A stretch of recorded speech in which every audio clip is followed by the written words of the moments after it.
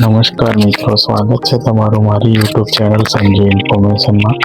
તો મિત્રો, આજે આપણે આ વિડીયોમાં જોઈશું કે આપણું જે HSRPનું જે વોલેટ હોય છે તેને આપણે કેવી રીતે રિચાર્જ કરવું।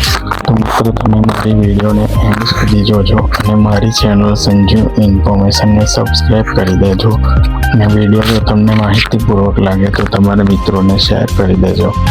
અને અવારનવાર તમે ઓનલાઈન આરટીઓને લગતા તથા ડીલરને એન્ટ્રીને લગતા કોઈ બી વિડીયો જોવા હોય તો મારી ચેનલ સબસ્ક્રાઈબ કરી દેજો। અને તમને કોઈ બી પ્રશ્નો મૂંઝવતા હોય તો તમે કોમેન્ટ કરીને મને જણાવજો, તો તેના પર હું નેક્સ્ટ વિડીયો બનાવીશ। તો મિત્રો, આ વિડીયોમાં આપણે જોઈશું કે આપણે જે HSRP નંબર પ્લેટ ઓર્ડર કરીએ છીએ તેમાં આપણે જે વોલેટ હોય છે તેને રિચાર્જ કેવી રીતે કરવું। તો વિડીયો જાણકારીપૂર્વક છે તો તમે એન્ડ સુધી જોજો। તો સ્ક્રીન પર તમે જે પ્રમાણે જોઈ શકો છો તે રીતે આપણે HSRPની જે વેબસાઇટ લોગિન કરી ડીલર લોગિન, ત્યારબાદ આ રીતે કંઈક ઓપન થઈ જાય છે પેજ। તેના પર તમે જોઈ શકો છો કે અત્યારે બેલેન્સ છે નહીં મારી પાસે, તો એને વોલેટ આપણે રિચાર્જ કરવાનું છે। તો ત્યાં ઉપર તમે જોઈ શકશો રિચાર્જ યોર વોલેટ દેખાય છે, તેના પર ક્લિક કરી દેવાનું રહેશે।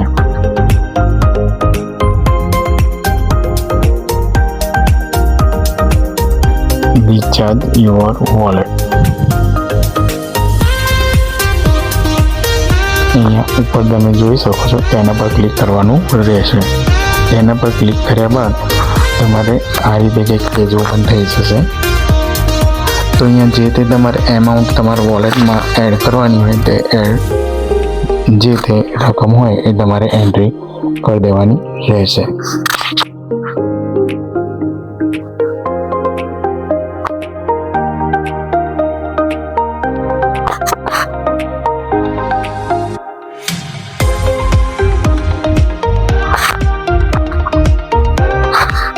તો અહીંયા રકમ આપણે એડ કરી દઈશું।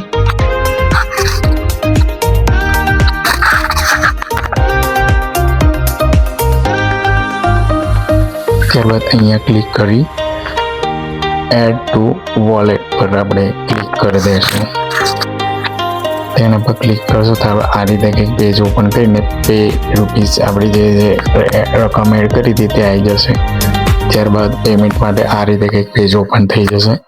તો તેના માટે તમે debit card, credit card, net banking યા તો તમે UPI વોલેટથી તમે પેમેન્ટ કરી દેશો।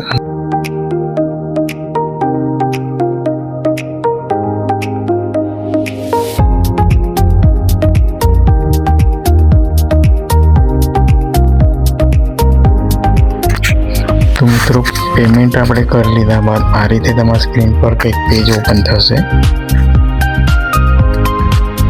અહીંયા આપણે OTP એન્ટ્રી કરીને પેમેન્ટ સબમિટ કરી દેવાનું રહેશે।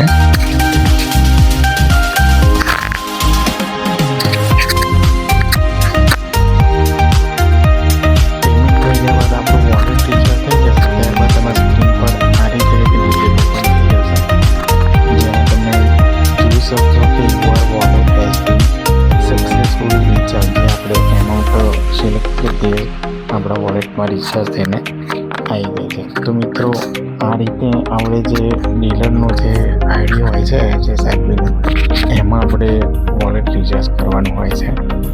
તો એની સંપૂર્ણ પ્રોસેસ આ રીતે છે। તો મિત્રો, તમને વિડીયો સારી લાગી હોય અને માહિતીપૂર્વક લાગી હોય તો વિડીયોને લાઈક કરી દેજો અને મારી ચેનલને સબસ્ક્રાઈબ કરી દેજો।